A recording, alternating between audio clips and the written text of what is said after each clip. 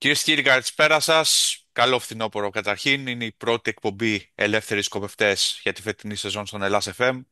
Χριστόδουλος Αθανασάτος και Δόκτωρ Θόδωρος Καρναβάς στην παρουσίαση για να ξεκινήσουμε μια σειρά εκπομπών η οποία αναμεταδίδεται από τον Ελλάς FM. Ευχαριστούμε πάρα πολύ την οικογένεια Φύλλα και τον Δημήτρη Φιλιππίδη για το ραδιοφωνικό βήμα που μας δίνουν. Στην πρώτη εκπομπή έχουμε την τιμή να συζητήσουμε με ένα ιδιαίτερα σημαίνον πρόσωπο, έναν Έλληνα ακαδημαϊκό στις Ηνωμένες Πολιτείες, ο οποίος έχει ρόλο, έχει λόγο και θα μας διαφωτίσει πάρα πολύ σε μια υπόθεση η οποία μας συγκλονίζει όλους τα τελευταία 2 χρόνια. Την υπόθεση των τεμπών. Κυρίες και κύριοι, καλωσορίζουμε τον καθηγητή εγκληματολογίας και ποινικής δικαιοσύνης του Northeastern University της Βοστόνης, τον κύριο Νίκο Πασά, ο οποίος είναι και διεθνώς καταξιωμένος σε θέματα διαφθοράς. Καλωσορίζουμε και τον κύριο Πασά. Θοδωρή, επίσης, καλησπέρα και καλή αρχή. Καλησπέρα και καλή μας αρχή, Χριστόδουλε. Καλή σεζόν να έχουμε. Και καλησπέρα, κύριε Πασά. Μεγάλη μας χαρά και τιμή που δεχτήκατε την πρόσκλησή μας να κάνουμε μια συζήτηση σήμερα μαζί σας. Σας ευχαριστώ πολύ για την πρόσκληση και καλησπέρα στους ακροατές σας. Κύριε Πασά, να ξεκινήσουμε καταρχήν να διαφωτίσουμε και λίγο τους ακροατές μας που ενδεχομένως να μην γνωρίζουν όσον αφορά στην δική σας ειδικότητα, αλλά και τον ρόλο που επιτελείτε αυτή τη στιγμή, τη συνεισφορά σας στην υπόθεση των τεμπών για γονείς και επιβάτες του μοιραίου τρένου. Επειδή ασχολούμαι με θέματα διαφθοράς εδώ και 3,5 δεκαετίες, η υπόθεση των τεμπών από την αρχή, όπως συγκλώνησε τους πάντες, συγκλώνησε και εμένα και προξένησε ενδιαφέρον. Το παρακολουθούσαμε με προσοχή για ένα διάστημα. Για διάφορους προσωπικούς λόγους είχα μία άδεια για ένα διάστημα, αλλά στη συνέχεια όταν είχαν αρχίσει να προχωράνε αρκετά οι ανακριτικές διαδικασίες και όλες οι διαμάχες που έχουν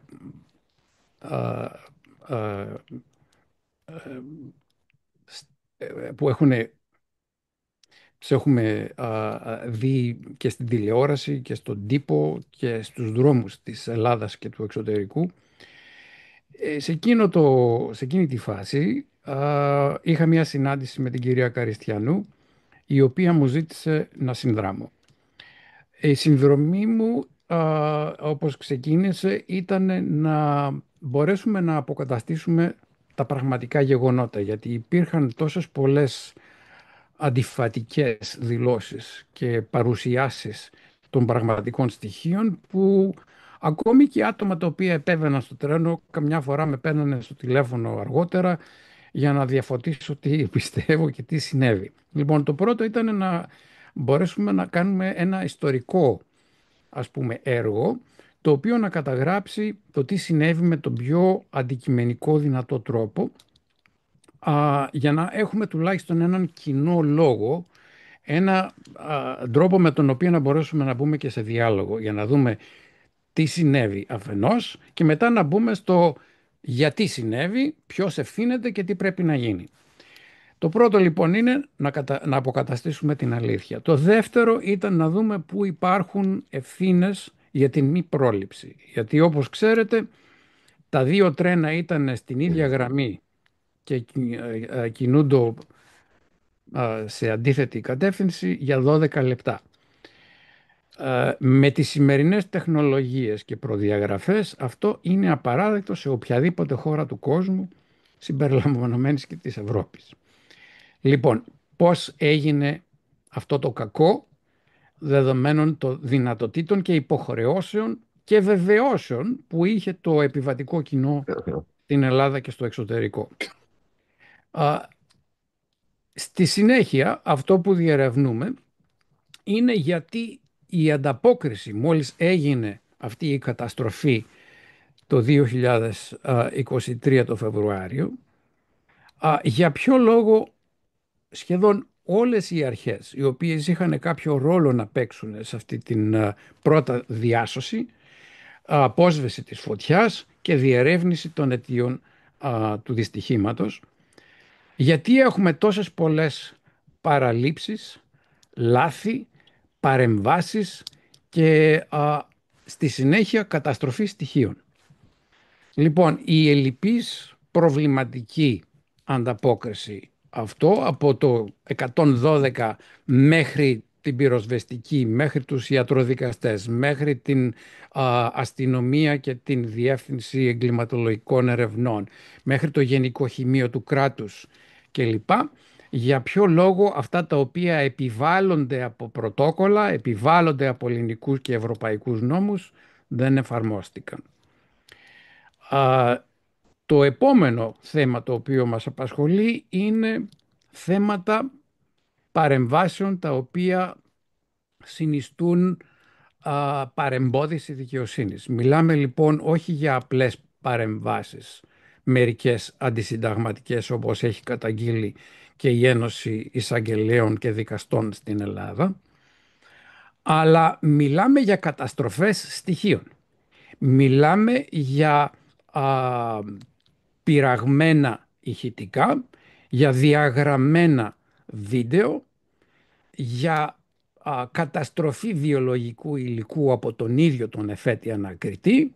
Μιλάμε για παρέμβαση στον τόπο του εγκλήματος, ο οποίος δεν διαφυλάχτηκε, δεν τηρήθηκαν όλες αυτές οι αυτονόητες διαδικασίες και μέτρα προκειμένου να γίνει η απόλυτη διερεύνηση και με σεβασμό η περισυλλογή των σωρών που είχαμε, τόσο ατόμων, τόσο ανθρώπων που επέβαιναν, τα οποία δημιουργούν πολλά ερωτήματα και για την ανεξαρτησία της δικαιοσύνης και για το ρόλο της κυβέρνησης, καθώς επίσης και για το ρόλο των κύριων δημοσιογραφικών μέσων μαζικής ενημέρωσης, τα οποία δεν κάλυψαν σωστά την όλη υπόθεση.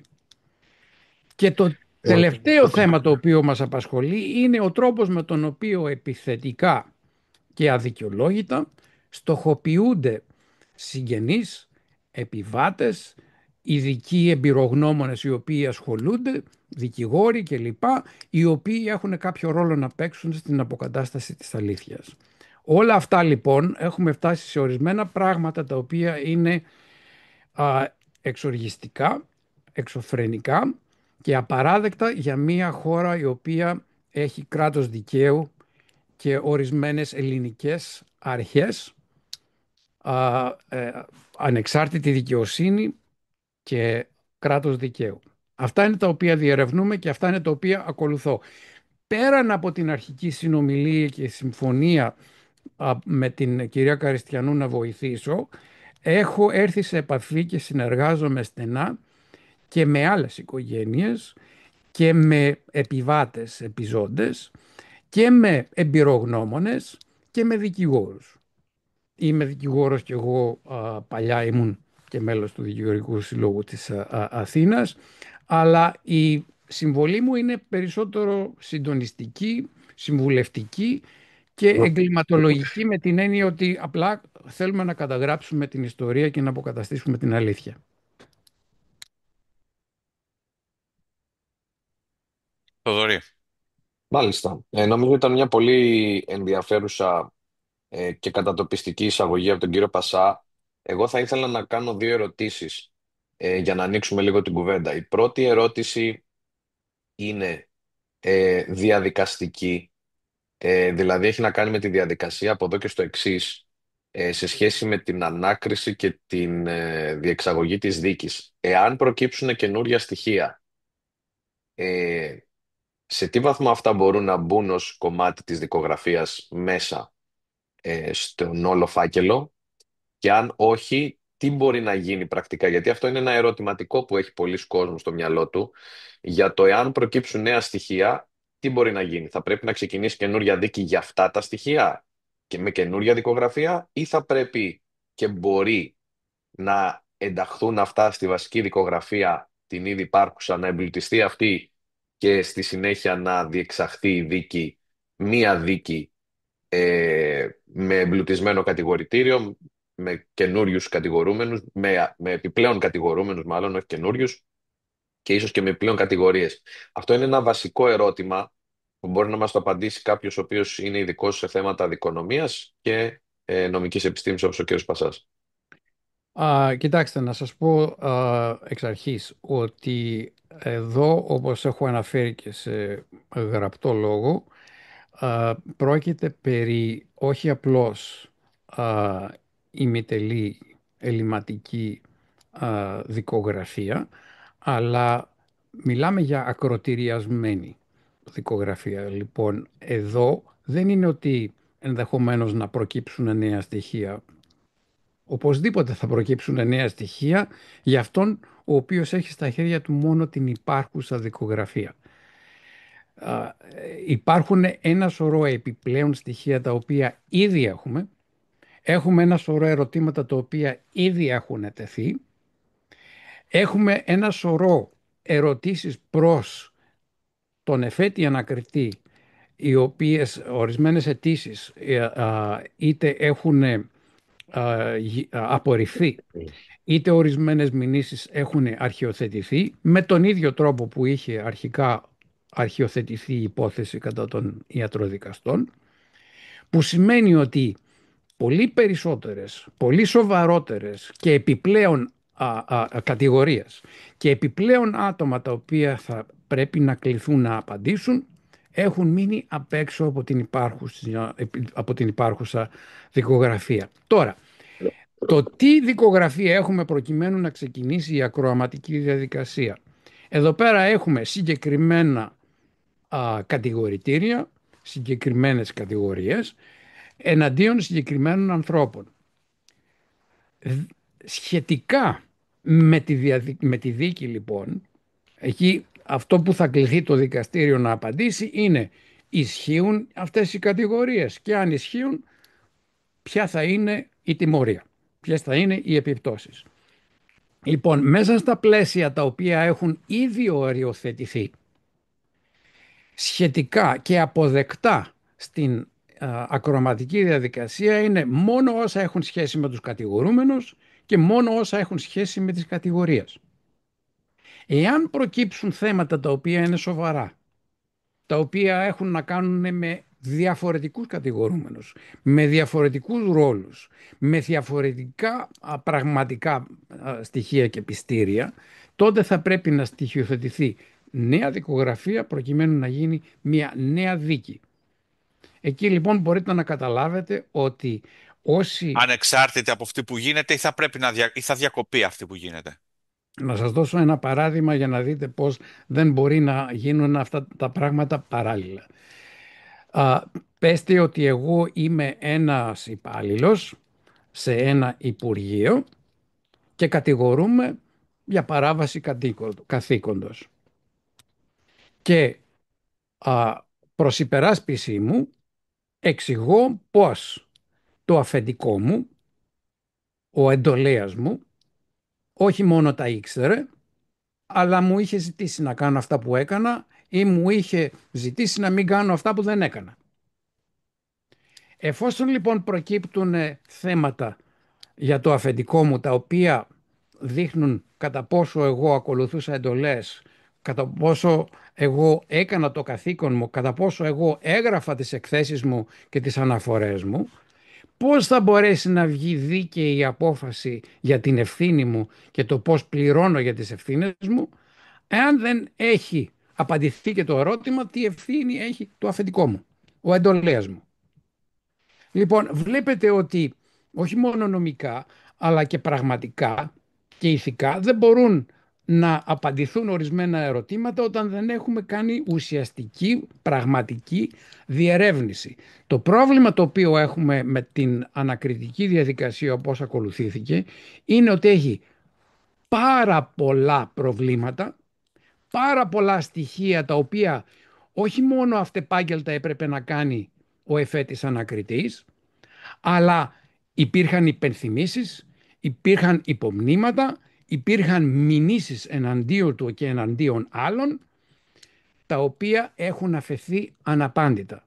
Ένα εκ των οποίων, το οποίο θα ήθελα να τονίσω γιατί είναι απολύτως απαράδεκτο και ανεπανάληπτο στα διεθνή νομικά χρονικά είναι το γεγονός ότι το βιολογικό υλικό, το οποίο συμπεριλαμβάνει και αίμα από τα άτομα που έχασαν τη ζωή τους στα τέμπη, αυτό το υλικό σε συνηθισμένα δυστυχήματα διατηρείται για τουλάχιστον 6 μήνες.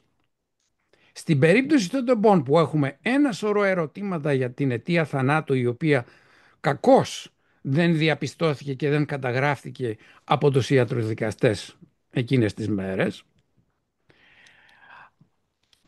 τα στοιχεία αυτά υπήρχαν, τα πιστήρια αυτά υπήρχαν προκειμένου να γίνουν εκ των υστέρων τοξικολογικές, ιστολογικές και άλλες και βιοχημικές αναλύσεις. Το υλικό αυτό ποιος το συνέλεξε, με συγχωρείτε κύριε Πασά, ποιος το συνέλεξε, Αυτό, γνωρίζουμε? αυτό, αυτό είχε περισυλλεγεί με τα πρωτόκολλα και με τους ανθρώπους οι οποίοι ήταν εντεταλμένοι να κάνουν αυτή τη δουλειά τους επιτόπου. Είναι Όταν, αστυνομική, είναι αυτή, τι είναι αυτή? όχι, μιλάμε για τους ιατροδικαστές, μιλάμε για Α, εκείνους οι οποίοι α. έπαιρναν ό,τι περισυλλογή γινόταν στον τόπο. Το πρωτόκολλο είναι το εξής. Βρίσκεις ό,τι βρίσκεις στον τόπο του δυστυχήματος, το φωτογραφίζεις, έχει στοιχεία για τον ακριβή τόπο και τρόπο που ανακάλυψες κάποια λείψανα, τα περισυλλέγεις με σεβασμό, τα πηγαίνεις με σεβασμό στους ιατροδικαστές προκειμένου να γίνουν τα περαιτέρω. Εκεί λοιπόν γίνεται η περισυλλογή στοιχείων. Εκεί επί τόπου επίσης πρέπει να πάει και το Γενικό Χημείο του κράτους, εφόσον είχαμε και την πυρκαγιά και όλα αυτά. Εκεί πρέπει να πάει και η αστυνομία προκειμένου να γίνει δειγματοληψία και όλα αυτά μαζεύονται, αποτελούν μέρος του αποδεικτικού υλικού στο οποίο βασίζονται εκθέσεις, στο οποίο αποφασίζονται αναλύσεις και αποφάσεις στη συνέχεια. Εκεί λοιπόν έχουμε βιολογικό υλικό, αίμα κλπ, υγρά κλπ από τους θανόντες. Αυτό Να, το υλικό ανακαλύψαμε με μεγάλη καθυστέρηση ότι με 2 εντολές απανωτές του εφέτη ανακριτή καταστράφηκε. Ο εφέτης ανακριτής χωρίς δικαιολογία, χωρίς θεωρητική αιτία ζητάει την καταστροφή, ολοκληρωτική καταστροφή και των βιολογικών δειγμάτων, καθώς επίσης και των στηλέων όπου υπήρχαν υπολείμματα γι' αυτά. ε, Αυτό όχι μόνο το έστειλε με έγγραφα τα οποία υπάρχουν, αλλά δεν το έβαλε στη δικογραφία. Δεν το έθεσε υπόψη στους θυγόμενους συγγενείς και επιβάτες. Το απέκρυψε. Ανακαλύφθηκε με καθυστέρηση 20 μηνών. Αυτό το πράγμα δείχνει ότι έχουμε μια ιδιαιτέρως προβληματική ανακριτική διαδικασία. Υπάρχουν και άλλα προβλήματα, υπάρχουν και άλλες καταστροφές υλικού, οι οποίες δεν έχουν διερευνηθεί με την έννοια ότι δεν έχουμε κατηγορούμενους, δεν έχουμε συζήτηση καν του θέματος της πυρκαγιάς, παρεμπόδιση στην ασφάλεια των του σιδηροδρόμου, ούτε καν κατηγορίες δεν υπάρχουν στην υπάρχουσα δικογραφία, ενώ είναι μέσα στα θέματα τα οποία και από μάρτυρες και από συγγενείς και από επιβάτες και από εμπειρογνώμονες έχουν τεθεί υπόψη του εφέτη ανακριτή. Για κάποιο λόγο δεν τα συμπεριέλαβε. Όλα αυτά λοιπόν υπάρχουν, δεν είναι ότι θα προκύψουν στο μέλλον. Υπάρχουν, απλώς έχουν μείνει απ' έξω. Έχουμε να, για παράδειγμα μια έκθεση, να σας δώσω ένα άλλο παράδειγμα. Εκτός από το θέμα του τι ήταν το υλικό που δημιούργησε την περίεργη πυρόσφαιρα, όταν έχουμε 2 ηλεκτρικές μηχανές μέσα στη μέση του χειμώνα να συγκρούονται, δεν μπορείς να έχεις τέτοιου είδους έκρηξη, τέτοιου είδους ανάφλεξη, τέτοιου είδους πυρόσφαιρα με 80 μέτρα ύψος κλπ. Ούτε τις θερμοκρασίες που αναπτύχθηκαν, ούτε τα πράγματα τα οποία διάφοροι αυτόπτες μάρτυρες έχουν καταθέσει. Ούτε δικαιολογείται η πυρκαγιά η οποία έκαιγε για πολλή ώρα και η οποία δεν έσβηνε με το νερό που έριχναν οι πυροσβέστες που έφτασαν. Έτσι, έχουμε αυτά τα θέματα τα οποία προκύπτουν, αλλά εκτός από αυτά έχουμε και το θέμα της πυρασφάλειας των καθισμάτων. Εκεί λοιπόν πάλι οι συγγενείς, οι οποίοι έχουν παίξει το μεγαλύτερο ρόλο για την αποκάλυψη της αλήθειας δυστυχώς, αντί οι αρχές να κάνουν τη δουλειά τους, αυτή τη δουλειά την έχουν κάνει οι συγγενείς και οι επιβάτες με κάποιους δικηγόρους και εμπειρογνώμονες. Εκεί λοιπόν τέθηκε το θέμα του κατά πόσο ήταν ασφαλή και σύμφωνα με τις προδιαγραφές και υποχρεώσεις που έχουμε και από ελληνική και από ευρωπαϊκή νομοθεσία των καθισμάτων. Γιατί ξέρουμε ότι ορισμένοι επιβαίνοντες εγκλωβίστηκαν και κάηκαν ζωντανοί. Ενώ στην αρχή οι συγγενείς είχαν πάρει πληροφορίες ότι όλα ήταν ακαρία και πέθαναν τα παιδιά σας αμέσως. Μετά έχουμε τα ηχητικά που βγήκανε, μετά έχουμε όλα τα υπόλοιπα που ξέρουμε ότι δεν ήταν σωστή αυτή η πληροφορία που δόθηκε στην αρχή. Λοιπόν, εκεί έχουμε καθίσματα τα οποία δεν είχαν προδιαγραφές πυρασφάλειας. Ζητήθηκε λοιπόν από τον εφέτη ανακριτή να το διερευνήσει. Το απέρριψε. Οι συγγενείς μετά απευθύνθηκαν στον ΕΟΔΑΣΑΜ που στο μεταξύ δημιουργήθηκε. Να θυμίσω ότι ο ΕΟΔΑΣΑΜ δεν υπήρχε στην αρχή παρά την υποχρέωση που είχαμε και από την ευρωπαϊκή και από την ελληνική νομοθεσία. Δεν υπήρχε λοιπόν κάποιο σώμα το οποίο θα επιληφθεί αμέσως της διερεύνησης του δυστυχήματος. Ο ΔΑΣΑΜ δημιουργήθηκε μόνο μήνες αργότερα. Εν πάση περιπτώσει δημιουργήθηκε. Υφίσταται τώρα ο ΔΑΣΑΜ. Σε εκείνον πήγαν οι συγγενείς και είπαν τι θα κάνουμε για τα καθίσματα και την πυρασφάλεια. Με πρωτοβουλία του ΕΟΔΑΣΑΜ τώρα πηγαίνει αίτηση σε γερμανικό εργαστήριο προκειμένου να γίνει αυτή η ανάλυση. Γίνεται η ανάλυση και το Υπουργείο Μεταφορών για 7 μήνες καθυστερεί την πληρωμή 3.000 ευρώ προκειμένου να στείλουν τα αποτελέσματα. Έχουμε λοιπόν μια 7μηνη καθυστέρηση για 3.000 ευρώ. Η καθυστέρηση η οποία δημιουργεί το εξής θέμα.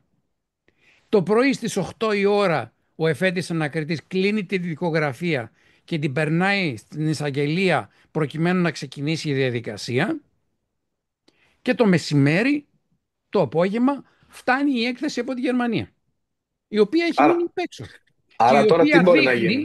και η οποία δείχνει ουσιαστικά ότι υπάρχουν ευθύνες εδώ, γιατί το υλικό των καθισμάτων ήταν 4 φορές χειρότερο από τις υποχρεώσεις που είχαμε με την ευρωπαϊκή νομοθεσία. Και με Δηλαδή αυτή την έκθεση, και με αυτή την έκθεση τώρα τι μπορεί να γίνει πρακτικά? αυτό δημιουργεί ευθύνες και για την Hellenic Train Το, και το, για αυτούς που σωστό. Το ερώτημα είναι άλλο. Αυτή η έκθεση τώρα, από τη στιγμή που για λίγες ώρες έμεινε εκτός δικογραφίας, μπορεί να εισφερθεί τώρα κατά τη διαδικασία? στη δικογραφία δεν έχει περιληφθεί. Θα πρέπει να προσθεθεί ως νέο στοιχείο, αυτά που ρωτάγατε προηγουμένως. Μάλιστα. Αλλά Άρα τώρα που... τώρα, αλλά Ναι. τώρα αυτό δημιουργεί θέματα τα οποία είναι άσχετα με τα κατηγορητήρια που υπάρχουν. Πώς μπορώ εγώ να εξετάσω την ευθύνη για τα καθίσματα όταν δεν δημιουργείται θέμα καθισμάτων?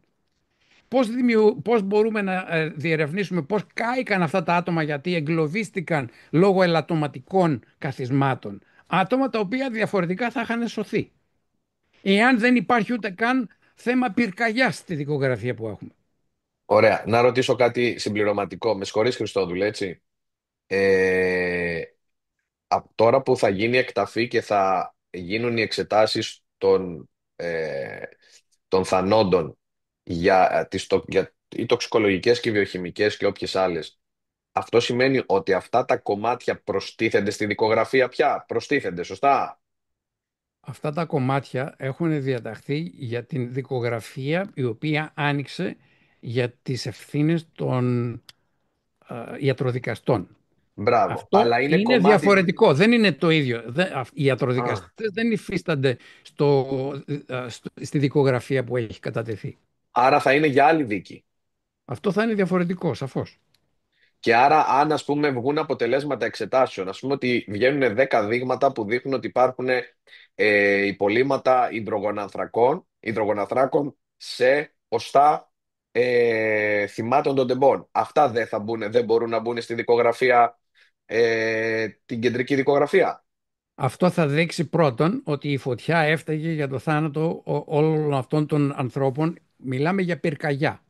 Μπράβο. Κατηγορητήριο για πυρκαγιά δεν υπάρχει. Επομένως, πώς να το εξετάσει το κατηγορητήριο, δεν υπάρχει τίποτα από αυτό. Εάν υπήρχαν υδρογονάνθρακες, θα σημαίνει ότι υπήρχε παράνομο αδήλωτο φορτίο. Ποιος είναι υπεύθυνο για το παράνομο αδήλωτο φορτίο και ποιος ευθύνεται για την παρασιώπηση και την παρεμπόδιση όλων των προσπαθειών που γίνονται να καταδείξουν όλα αυτά μέχρι στιγμής. Όλα Κύριε, αυτά είναι κύριε απ' έξω. Πασάκη, είναι σημαντικό αυτό που λέτε.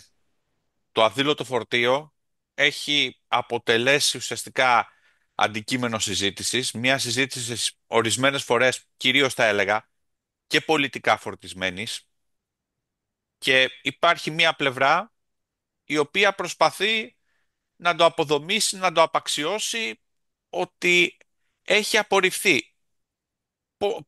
Πόσο ρεαλιστικό είναι τελικά να υπάρχει αυτό το παράνομο φορτίο, και τι θα απαντούσατε στην πλευρά αυτή η οποία τονίζει ότι δεν προκύπτει από πουθενά? Α, Πρώτον, προκύπτει από πολλές πλευρές. Υπάρχουν διάφορες εκθέσεις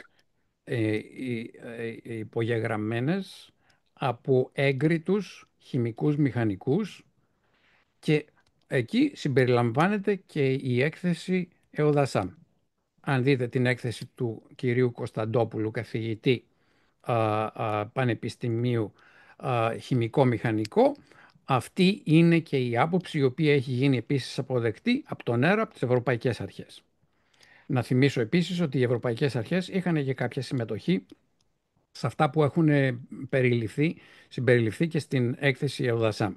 Όταν λοιπόν αυτό το σώμα το οποίο έπρεπε να έχουμε και το οποίο δημιουργήθηκε εκ των υστέρων και στο οποίο βασιζόμαστε για να μας πει τι έγινε, τι έπρεπε να γίνει, τι πρέπει να γίνει από εδώ και μπρος και το οποίο αποκλείει τα έλαια σιλικόνης, το οποίο αναφέρεται για άγνωστο υλικό το οποίο τα δημιούργησε αυτά, το οποίο έχει γίνει αποδεκτό και από την ευρωπαϊκή πλευρά. Δεν μπορεί κάποιος να λέει ότι αυτά δεν έχουν υποθεί από κανέναν. Ε, Είναι γεγονός ότι έχουν υπάρξει κάποια συγγράμματα τα οποία δημιουργούν ασάφειες, τα οποία δημιουργούν αμφιβολίες και εκεί θα πρέπει να γίνει το λεγόμενο peer review, όπως γίνεται όταν μιλάμε για ασυμφωνία μεταξύ ειδικών, για να δούμε ποιος έχει τη σωστή μεθοδολογία, ποιος έχει τη σωστή θεωρία, ποιος έχει τη σωστή ανάλυση, ποιος έχει τα σωστά συμπεράσματα.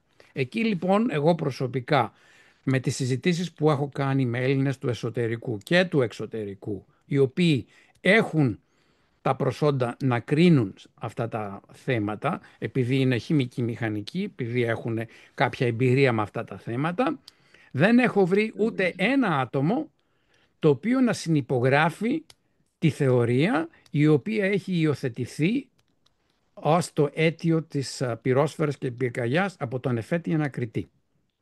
Και το άτομο στο οποίο στηρίχθηκε για να καταλήξει σε αυτό το συμπέρασμα είναι ένα άτομο το οποίο, εάν γίνει και μια τυπική σύγκριση των προσόντων και των δυνατοτήτων των διαφόρων συγγραφέων, θα δημιουργήσει κάποια ερωτήματα. Για ποιο άτομο λέτε? Τον κύριο Πασπαλά. Α, τον κύριο Πασπάλα, σωστό. Πάντως, άρα από ό,τι καταλαβαίνω, κύριε καθηγητά, εδώ προκύπτει ότι το πιο πιθανό είναι ότι θα πάμε σε πολλές δίκες τελικά. Κοιτάξτε να δείτε, υπάρχουν τόσα πολλά προβλήματα με το θέμα του πώς η ανάκριση έκανε τη δουλειά της ή δεν έκανε τη δουλειά της. Εάν καθίσω, δηλαδή θα πρέπει να μου δώσετε μία ώρα για να σας αναφέρω τα προβλήματα από τη μεριά του εφέτη ανακριτή. Τι έγινε και τι δεν έγινε. Έχουμε παρεμβάσεις στα ηχητικά προκειμένου να φανεί ότι δήθεν προκειμένου να οι συνομιλίες μεταξύ του οδηγού του τρένου και του σταθμάρχη, ξέρουμε για τη μονταζιέρα. Τα βίντεο τα οποία δείχνουν, έχουμε μια δίκη η οποία ξεκινάει τώρα στις 15 του μηνός για το θέμα των βίντεο τα οποία ζητήθηκαν αμέσως από την εφέτεια ανακριτή, κυρία Σούρλα, στην οποία είχε ανατεθεί το έργο στην αρχή. Είχε ζητήσει ότι βίντεο, ηχητικό και άλλο υλικό υπήρχε σχετικό με τις 28 Φεβρουαρίου και 1η Μαρτίου. Έτσι. Λοιπόν, αυτά τα στοιχεία σβήστηκαν. Μας δείχνει η έκθεση της ΔΕΕ, της Διεύθυνσης Εγκληματολογικών Ερευνών, μετά την μαγική εμφάνιση των 3 βίντεο, αν θυμόσαστε πέρυσι, στην έκθεση για το αν είναι ή όχι γνήσια αυτά τα βίντεο, υπήρχε ένα παράρτημα. Στο παράρτημα είχαν καταγραφεί όλες οι επεμβάσεις και παρεμβάσεις από τη μεριά της εταιρείας, η οποία είχε όλο το βιντεοληπτικό υλικό, και εκεί φαίνεται και έχει καταδειχθεί, και αυτό είναι μέρος των εκθέσεων που έχουν κατατεθεί από τους συγγενείς, ότι υπήρχαν διαγραφές ενός φακελού ο οποίος είχε ονομαστεί δυστύχημα 48 ώρες μετά το δυστύχημα. Έχεις λοιπόν την εφέτεια ανακριτή να ζητάει ό,τι υπάρχει και από την άλλη μεριά να φαίνεται 2,5 χρόνια αργότερα ότι κάποιος αναγνώρισε όλο αυτό το υλικό, δεν το έδωσε όπως είχε ζητηθεί, το ονόμασε δυστύχημα, το αναγνώρισε λοιπόν, το κοίταξε προφανώς και μετά πήγε και το σβήσε. Και το ξαναζητάει μετά ο νέος εφέτης ανακριτής, ο κύριος Μπακαΐμης, που 14 Μαρτίου άρχισε εκείνος την ανακριτική διαδικασία. Τα ζητάει και εκείνος και του λένε ότι αυτά σβήνονται από μόνο τους μετά από 15 μέρες. Λοιπόν, εκεί έχουμε στη συνέχεια το παράρτημα της ΔΕΕ δείχνει πώς, και η έκθεση του κυρίου Καράσκο τα αναφέρει όλα αυτά με πολλές λεπτομέρειες και όλα τα στοιχεία έχουν δημοσιευθεί. Λοιπόν, μπορείτε να δείτε εκεί ότι και σε βάθος χρόνου στη συνέχεια υπάρχουν και άλλες παρεμβάσεις και άλλες διαγραφές. Μετά την εμφάνιση αυτών των 3 βίντεο, τα οποία έχουν αμφισβητηθεί για την εγκυρότητά τους από διάφορες πηγές και αναλύσεις, αυτό είναι υποδιερεύνηση εν πάση περιπτώσει, αλλά αυτό που συνέβη, το οποίο είναι επίσης απαράδεκτο, είναι ότι φαίνεται πως μόλις ο εφέτης ανακριτής δίνει εντολή στην αστυνομία να κάνει μία έφοδο στην εταιρεία και να περισυλλέξει ό,τι πιστήρια και υλικά έχουν, γιατί είναι σαφές ότι παρά τις βεβαιώσεις ότι δεν υπάρχει καθόλου υλικό, υπήρχε υλικό. Πώς πήγαν και το βρήκανε 1,5 χρόνο μετά σε κάποιο κάλαθο ανακύκλωσης. Έτσι. Λοιπόν, ζητάει ο εφέτης ανακριτής την αστυνομία να πάει στα γραφεία να μαζέψει όλο το υλικό. Και εκεί φαίνεται ότι μερικές ώρες πριν φτάσει η αστυνομία, κάποιος πάλι μπαίνει στο σύστημα και διαγράφει πάνω από 1.800 έγγραφα και φακέλους. Ένα εκ των οποίων ονομάζεται δυστύχημα backup. Και ακόμη χειρότερη η ιστορία γίνεται, καθώς οι διαγραφές φαίνεται να συνεχίζονται αφού έφτασε η αστυνομία Και αφού τα πήρε η αστυνομία 11-12 μέρες μετά. Υπάρχει δηλαδή υλικό το οποίο διαγράφεται, και όχι μόνο διαγράφεται υλικό το οποίο είναι σχετικό με την 28η Φεβρουαρίου του 2023, διαγράφουν υλικό το οποίο πηγαίνει πίσω στο 2017. Έχουμε λοιπόν τις διαγραφές βίντεο. Έχουμε την υποχρέωση της πυροσβεστικής να κάνει αυτοψία επιτόπου μέσα σε 24 ώρες. Έχουμε λοιπόν τον αρχηγό της πυροσβεστικής να στέλνει 2 άτομα από την Αθήνα προκειμένου να πάνε στον τόπο του δυστυχήματος να κάνουν την αυτοψία τους. Άλλα 2 άτομα πηγαίνουν εκεί από τη Λάρισα. Η μία ομάδα έμεινε επιτόπου για 37 λεπτά, οι άλλοι για 40 λεπτά. Όπως έχουν καταθέσει, τους δόθηκε εντολή να γυρίσουν στη βάση τους. Δεν έκαναν λοιπόν αυτή την αυτοψία. Οι εγκληματολογικοί, εκεί υπάρχουν και οι μεν λένε ότι μας δόθηκε εντολή από τον τάδε να γυρίσουμε πίσω, ο τάδε λέει ψεύδονται. Ποιος τα διερεύνησε, ποιος λέει την αλήθεια, ποιος λέει ψέματα και γιατί δεν έγινε η αυτοψία? Έξω από την ειδικογραφία αυτό. Στη συνέχεια, η εγκληματολογική διεύθυνση εγκληματολογικών ερευνών δεν έκανε την δική της την έκθεση, δεν έκανε τη δική της δειγματοληψία. Το Γενικό Χημείο του Κράτους είχε και αυτό υποχρέωση να κάνει δειγματοληψία. 29 μέρες αργότερα πήγε να την κάνει όταν είχε γίνει το ξεμπάζωμα. Έτσι.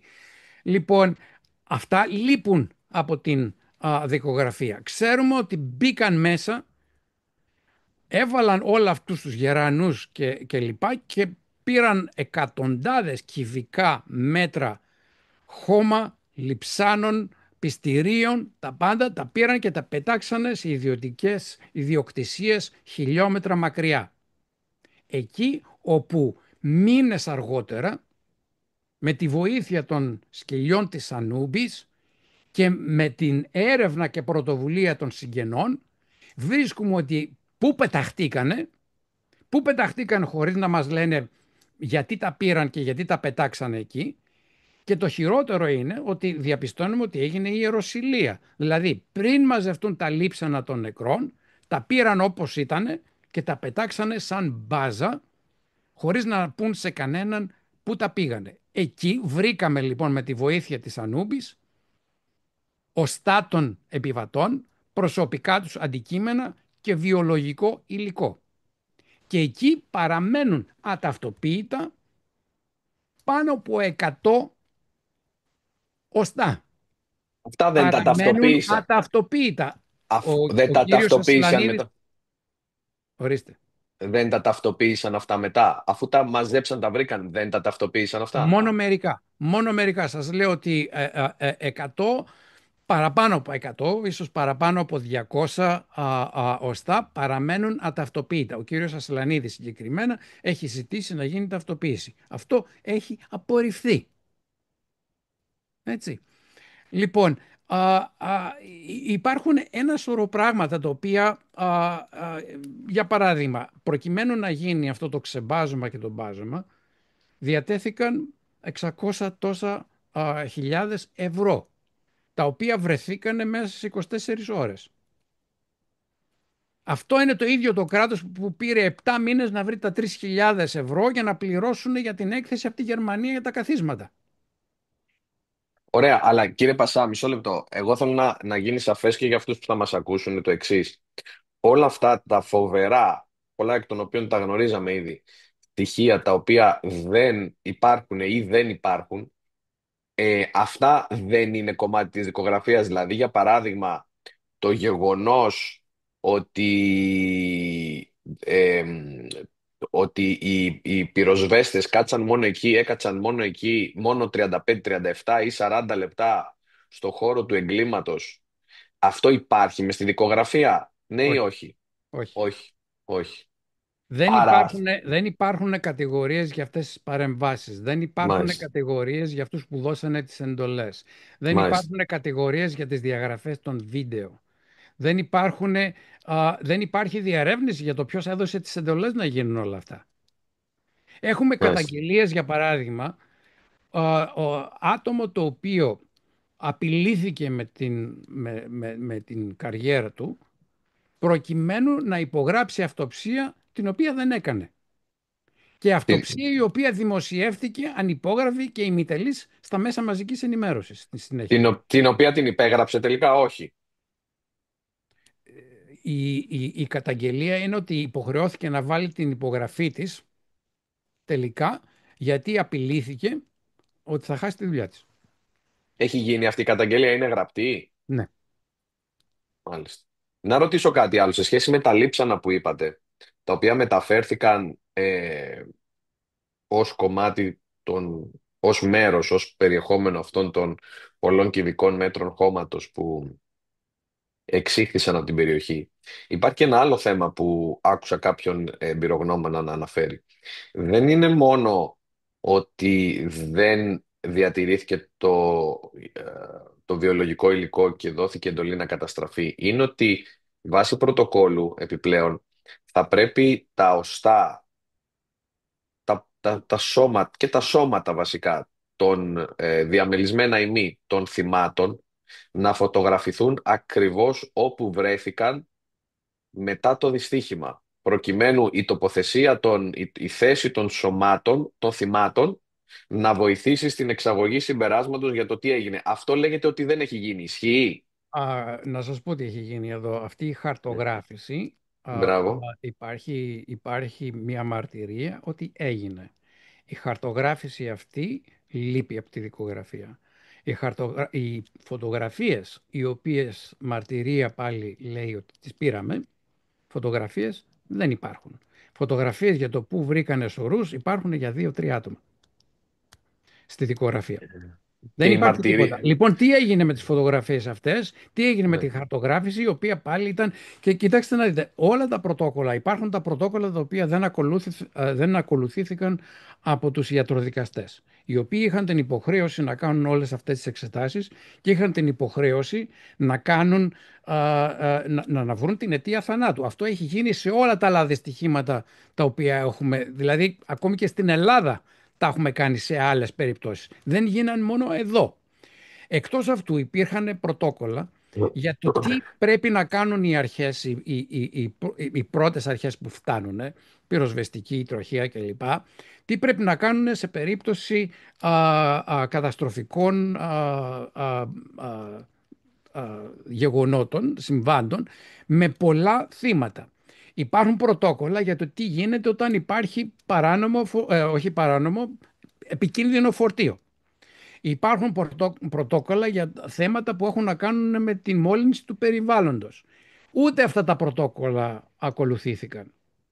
Και εδώ υπάρχουν μαρτυρίες, οι οποίες δεν έχουν διερευνηθεί από την ανάκριση, αλλά έχουν αναφερθεί και σε μέσα μαζικής ενημέρωσης, ότι ο λόγος για τον οποίο υπήρχε κάποια αδράνεια από τους διασώστες που φτάσανε τις πρώτες στιγμές, επειδή διαπίστωσαν ότι κάτι περίεργο συμβαίνει, φοβήθηκαν ότι αυτό ήταν επικίνδυνο για τους ίδιους, γιατί δεν είχαν στολές και υλικό προστατευτικό, και επομένως καθόντουσαν και παρακολούθησαν από απόσταση. Ποιος τα έχει? Έχουμε επίσης μαρτυρίες για εγκάβματα πυροσβεστών οι οποίοι δεν ήταν κοντά στη φωτιά. Έχουμε μαρτυρίες για εγκάβματα ενώ η στολή, τα ρούχα που φορούσαν ήταν χωρίς καμία ζημιά, χωρίς κανένα δείγμα προβλήματος. Δηλαδή όλα αυτά δείχνουν χημικά εγκάβματα. Έτσι. Λοιπόν, όλα αυτά χρειάζεται τουλάχιστον μια απάντηση, μια διερεύνηση. Όταν ο άλλος κάθεται και τα αποσιωπεί, όταν ο άλλος, όταν του κατατίθενται πολύ συγκεκριμένες αναλύσεις και εκθέσεις από σοβαρούς επιστήμονες, τα αγνοεί, όταν μπαίνουν μηχανήματα και τα παίρνουν όλα και τα πετάνε, όταν τα βίντεο εξαφανίζονται, όταν τα ηχητικά τα πειράζουν, όταν κανένας δεν έχει κάνει τη δουλειά και μιλάμε δηλαδή για καταστροφή πιστηρίων με τέτοια συστηματικότητα, χρειάζονται απαντήσεις. Δεν μπορεί να ξεκινήσει μια δίκη όταν έχουμε τόσα πολλά ερωτήματα τα οποία υπάρχουν εγγράφως, τα οποία υπάρχουν με εκθέσεις, τα οποία υπάρχουν με σοβαρά άτομα τα οποία βάζουν την υπογραφή τους. Αυτά τα πράγματα δεν γίνονται σε άλλα μέρη του κόσμου, δυστυχώς. Και εδώ είναι, σας ευχαριστώ για την ευκαιρία που μου δίνετε να τα πω και στην Ομογένεια, γιατί από ό,τι συζητήσεις έχω κάνει και εγώ έξω από την Ελλάδα, πολλοί κόσμος αγνοεί τα πράγματα που έχουν γίνει, τα οποία είναι, συνδέονται με τόσα πολλά συστημικά προβλήματα. Σαφώς ο κόσμος τα συνδέει αυτά με διαφθορά εν γέννη στην Ελλάδα. Τα συνδέει με ΟΠΕΚΕΠΕ, τα συνδέει με υποκλοπές, τα συνδέει με ένα σωρό άλλα θέματα τα οποία α, α, απασχολούν την επικαιρότητα αυτές τις μέρες. Δεν είναι τυχαίο που όλα αυτά τα άτομα, έχετε υπόψη σας ότι πάνω στο τρένο ήταν 352 άτομα. Εκεί πέρα λοιπόν ήταν μια φωτογραφία, μια φωτογραφική απεικόνιση της ελληνικής κοινωνίας. Υπήρχαν άτομα τα οποία ήταν μορφωμένα, υπήρχαν άτομα τα οποία δεν ήταν με τις ίδιες πλούσιοι, υπήρχαν άνθρωποι οι οποίοι δεν ήταν τόσο εύποροι. Είχαμε κόσμο από διαφορετικά σημεία και από διαφορετικές κοινωνικές ομάδες και επίσης ιδεολογικές κατευθύνσεις. Όταν λοιπόν το ένα θέμα το οποίο, στο οποίο όλοι συμφωνούν από τους θυγόμενους, το ότι εδώ μιλάμε για μια προβληματική και απαράδεκτη ανταπόκριση και στοχοποίηση και λασπολογία από τη μεριά και των δικαστικών αρχών και της κυβέρνησης, εκεί πια έχει φανεί και γι' αυτό εξηγεί γιατί έχει γίνει κοινωνικό κίνημα στην Ελλάδα, ότι πια φτάνει με όλο αυτό τον εμπεγμό, φτάσαμε σε ένα σημείο που πια ακόμη και άτομα του κυβερνητικού κόμματος έχουν διαφωνίες με τον τρόπο τον οποίο ορισμένοι εκπροσωπούν τις θέσεις τους. Όταν λοιπόν όλοι έχουν αρχίσει να αμφισβητούν τόσο πολύ την δικαιοσύνη όπως λειτουργεί ή δυσλειτουργεί αυτή τη στιγμή, όπως δεν έχουν πια εμπιστοσύνη στην ανεξαρτησία της, όπως δεν έχουν εμπιστοσύνη στα ελληνικά εργαστήρια, στην ελληνική αστυνομία, στις ελληνικές αρχές ότι θα κάνουν τη δουλειά της, ή στην ελληνική κυβέρνηση ότι εκπροσωπεί και νοιάζεται για το κοινωνικό όφελος, εκεί πια μιλάμε για μια κρίση θεσμική, για θέματα δομικά που χρειάζονται μια απάντηση πέραν της υπόθεσης απλά και μόνο των τεμπών. Κύριε Πασά, από νομικής άποψης και ηθικής άποψης, στο βάθος και πολιτικής, αλλά κυρίως εγώ θα έλεγα από νομικής, πού διακρίνεται το πιο σοβαρό ερώτημα για το πιο σοβαρό ατόπιμα, στο πριν ή μετά το συμβάν? Οι ευθύνες όσον αφορά το πριν είναι πολύ βασικές. Αρκετές από αυτές διερευνώνται και διώκονται από την Ευρωπαία Εισαγγελία. Ευτυχώς που έχουμε και εκείνη η οποία κάνει πολύ σημαντική δουλειά και η οποία θα αναδείξει πολλά θέματα. Εκεί υπάρχουν πάρα πολύ σοβαρές ευθύνες, γιατί υπήρχε αυτός ο ενδεχόμενος δόλος ο οποίος απουσιάζει από την παρούσα δικογραφία, στοιχειοθετείται περίτρανα. Δηλαδή υπάρχουν τόσα πολλά έγγραφα, τόσες πολλές καταγγελίες, τόσες πολλές συναντήσεις, τόσα πολλά σχόλια δημόσια για το τι προβλήματα υπήρχαν με την ασφάλεια των τρένων, και από την άλλη μεριά είχαμε τη διαβεβαίωση και το κούνημα του δακτύλου από τον Υπουργό ή από την Hellenic Train την ίδια, η οποία είχε και ένα διαφημιστικό κλιπάκι στο οποίο μας έλεγε για την τεχνολογία, για την ασφάλεια στα ελληνικά τρένα, και άμα προσέξετε το βιντεάκι μας έδειχνε εικόνες από τη Ρώμη, από την Ιταλία και όλα αυτά. Δηλαδή εξαπατούσαν το επιβατικό κοινό για το θέμα της ασφάλειας. Και αυτό το λέω επειδή γνωρίζω τουλάχιστον δύο οικογένειες όπου οι γονείς αλλάξαν τη γνώμη και πείσαν τα παιδιά τους να μπουν στο τρένο, ενώ εκείνα θέλανε να πάνε με το αυτοκίνητο. Μπείτε λίγο στη θέση αυτών των γονιών που πήραν αυτή την απόφαση που παρέτρεψαν τα παιδιά τους να μπουν στο τρένο λόγω των ψευδών διαβεβαιώσεων από τα ανώτατα κλιμάκια της κυβέρνησης. Εκεί λοιπόν υπάρχουν πολύ σημαντικές ευθύνες οι οποίες έχουν μείνει απ' έξω. Όσον αφορά μετά τις παρεμβάσεις που γίνανε, τα πράγματα τα οποία έχουν γίνει από τον εφέτη ανακριτή είναι ανεκδιήγητα.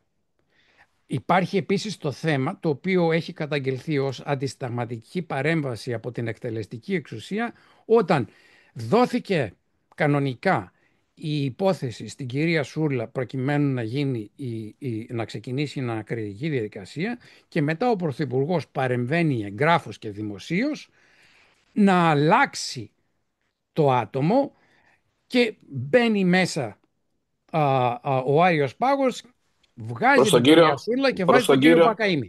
προς τον κύριο Ντογιάκο, η περίφημη επιστολή του Ο κυρίου κύριος Πρωθυπουργού Στογιάκος. προς τον κύριο Ντογιάκο για να αλλάξει τον ανακριτή. Έτσι. Ακριβώς. Είναι Λοιπόν, γνωστό αυτό. αυτό είναι σημαντικό. Σημαντικά είναι επίσης τα θέματα που έχουν με την καταστροφή των στοιχείων και η μονταζιέρα και η καταστροφή των βίντεο από την εμπορική και ορισμένα και από την επιβατική από ό,τι βλέπουμε.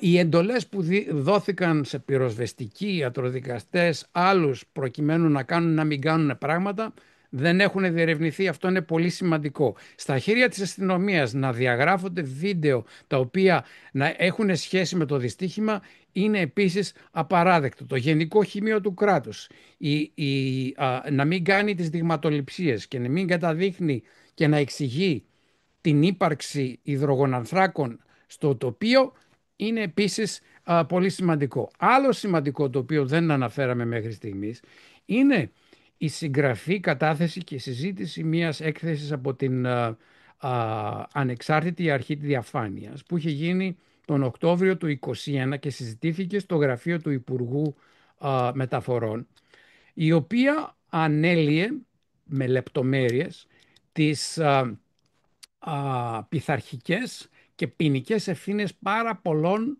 υπαλλήλων στα τρένα και άλλων που είχαν σχέση και με την 717 και με άλλα θέματα. Εκεί από ό,τι είχαμε ήταν μια οργανωμένη απομάκρυνση του ατόμου που συνέγραψε αυτή την έκθεση και παρόλο που είχε τεθεί μια δίμηνη προθεσμία προκειμένου το Υπουργείο να κάνει τις πειθαρχικές πράξεις και παρά την παραπομπή της ίδιας έκθεσης στην Οικονομική Εισαγγελέα προκειμένου να ασκηθούν οι ποινικές διώξεις αυτών των υπαλλήλων, αντί να γίνει οτιδήποτε από όλα αυτά, απομάκρυναν το άτομο το οποίο συνέγραψε την έκθεση αυτή.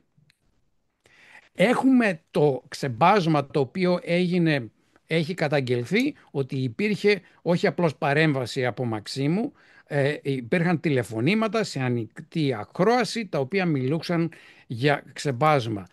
Συγκεκριμένα θέματα όμως, κάποια λεπτομέρεια που ίσως να μην γνωρίζετε, ήταν ότι ενώ αυτά καταλήξανε τελικά σε ορισμένα ιδιωτικά οικόπεδα μερικά χιλιόμετρα πέρα από το τόπο του δυστυχήματος, στην αρχή είχαν πάει σε άλλο άτομο. Είχε πάρθει τηλέφωνο σε άτομο το οποίο είπε δεν μπορώ να ανταποκριθώ σε σε αυτό το θέμα, δεν μπορώ να φέρω τα μηχανήματα και να κάνω αυτή τη δουλειά, πηγαίνετε στον κύριο Παντρεμένο. Άρα Δεν είναι έχει άλλη διερευνηθεί από εταιρεία. πού έγινε το τηλέφωνο, ποιος έκανε το τηλέφωνο και πώς στήθηκε όλο αυτό το ξεμπάζωμα και αυτή η καταστροφή στοιχείων.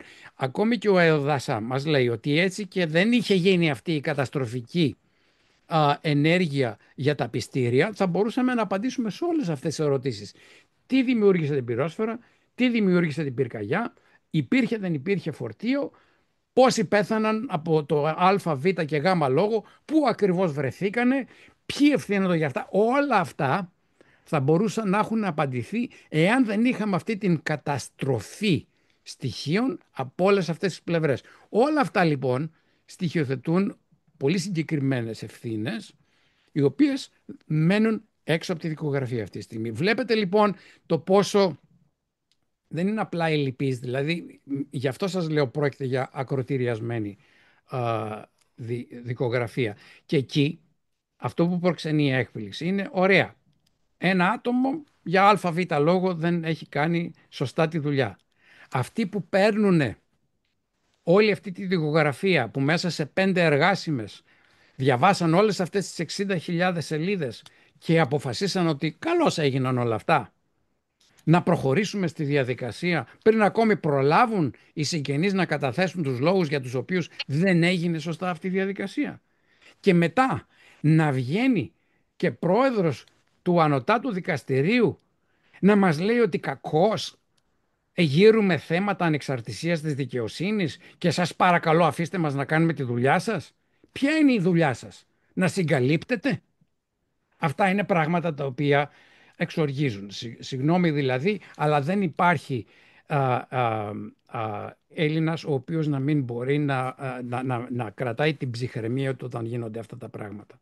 Κύριε Πασά, παρατηρούμε από την άλλη πλευρά ότι υπάρχει μια διαφορά προσέγγισης, είναι περισσότερο διαφορά προσέγγισης μεταξύ κάποιων γονέων. Για παράδειγμα, άλλη προσέγγιση της κυρίας Καριστιανού, ε, άλλη του κυρίου Πλακιά με τον κύριο Βλάχο, εστιάζουν διαφορετικά όσον αφορά κυρίως στο νομικό κομμάτι.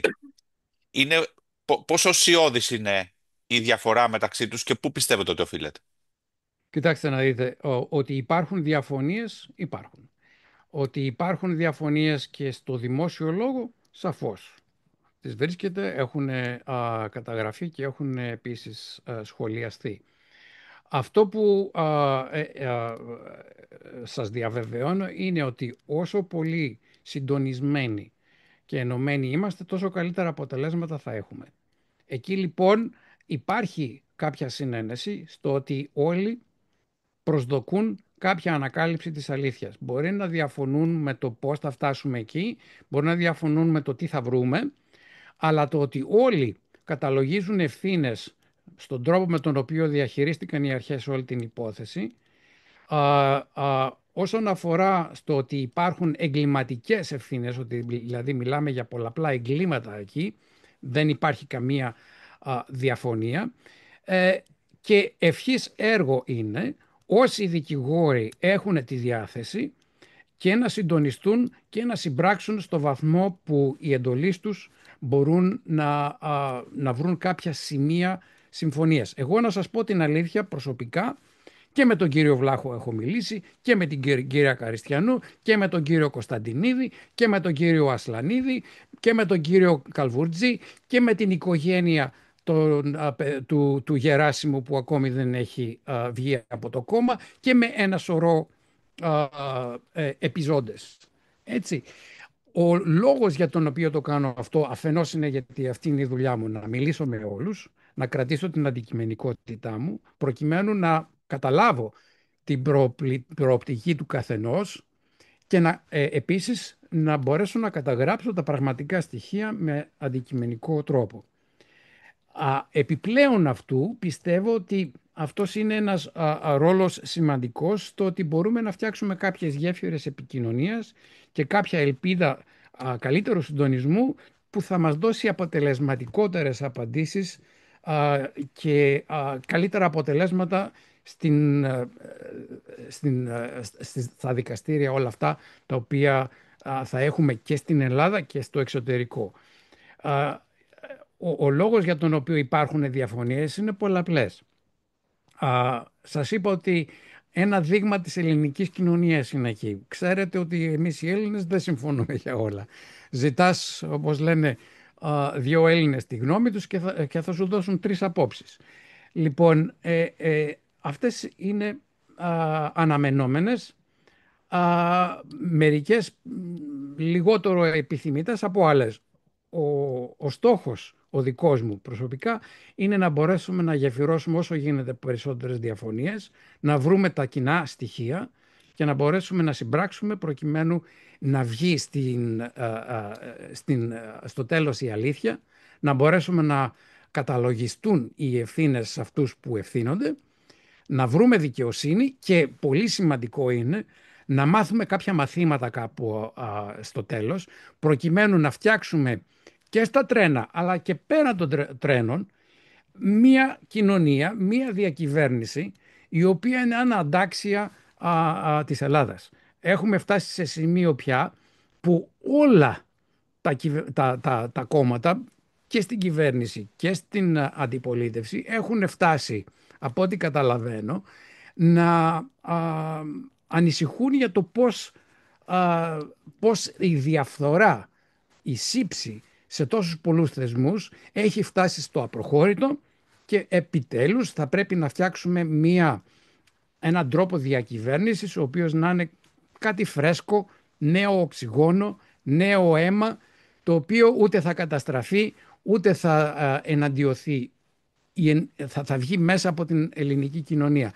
Αυτά είναι τα αισιόδοξα τα οποία βλέπω, τα οποία μου δίνουν τη δύναμη να συνεχίσω, γιατί σας λέω και τις διχόνοιες και τις διαφωνίες που βλέπετε, αυτές με ανησυχία και με στενοχώρια τις βλέπει κανείς. Αλλά εκεί αξίζει τον κόπο να χτίσουμε στα θετικά και στα κοινά που υπάρχουν. Μάλιστα, θα μπορούσαμε να μιλάμε και για αρκετές ώρες ακόμα. Δυστυχώς ο σταθμός δεν μας δίνει για μία ώρα τη δυνατότητα και ευχαριστούμε για αυτό για να είμαστε στον αέρα. Θόδωρε, θα θες να προσθέσεις κάτι άλλο? Όχι, εγώ θα ήθελα να μείνω απλά στην κατακλείδα του κύριου Πασά, αυτά που ανέφερε για την αναγκαιότητα ε, του καινούριου στην πολιτική ζωή με αφορμή τα τέμπη, και είδαμε πόσος κόσμος κινητοποιήθηκε με αφορμή τα τέμπη, κάτι σχεδόν πρωτόγνωρο, Όπου δεν πάνω έχει από... διοχετευτεί και αυτός ο κόσμος πουθενά, έτσι. Όχι, όχι, πουθενά δεν Είναι... έχει, πουθενά δεν έχει διοχετευτεί, διότι εδώ ο κόσμος αυτός καταλαβαίνει ότι το συμπέρασμα από όλο αυτό και από όσα μας είπε ο κύριος Πασάς σήμερα είναι το εξής. Κανένα τμήμα, κανένας οργανισμός, καμία αρχή του δημόσιου φορέα δεν λειτουργήσε καλά. Και αυτό δεν μπορεί να είναι μια απλή σύμπτωση. Αυτό το καταλαβαίνει ο κοινός νους. Όταν από την πυροσβεστική, την ιατροδικαστική υπηρεσία, μέχρι το Γενικό Χημείο του Κράτους, τη Διεύθυνση Εγκληματολογικών Ερευνών και όποιον άλλον ενεπλάκη του δημοσίου αλλά και του μη δημοσίου, εννοώντας το δημοσιογραφικό κόσμο, δεν έκαναν τη δουλειά τους με τρόπο ώστε να υπάρξει διαλεύκανση και να αποδοθεί δικαιοσύνη, αυτό σημαίνει ότι κάτι υπάρχει το οποίο είναι πολύ προβληματικό και είναι προβληματικό στη ρίζα του. Και γι' αυτό ο κόσμος κατέβηκε κάτω και γι' αυτό ο κόσμος είναι ακόμα και τώρα ανάστατος και γι' αυτό είδαμε αυτό το κύμα αλληλεγγύης προς τον απεργό πείνας, τον κύριο Ρούτσι, και ήταν και ο βασικός λόγος που η κυβέρνηση αναδιπλώθηκε και έκανε πίσω. Φυσικά, να πούμε εδώ ότι από μέρος του πολιτικού προσωπικού, και δεν θέλω τώρα να μπω σε ονοματολογία, όχι ότι δεν μπορώ να το κάνω, δεν υπάρχει πρόβλημα, αλλά δεν είναι και ο χρόνος τώρα που μας επιτρέπει, γίνεται εκμετάλλευση των γεγονότων αυτών.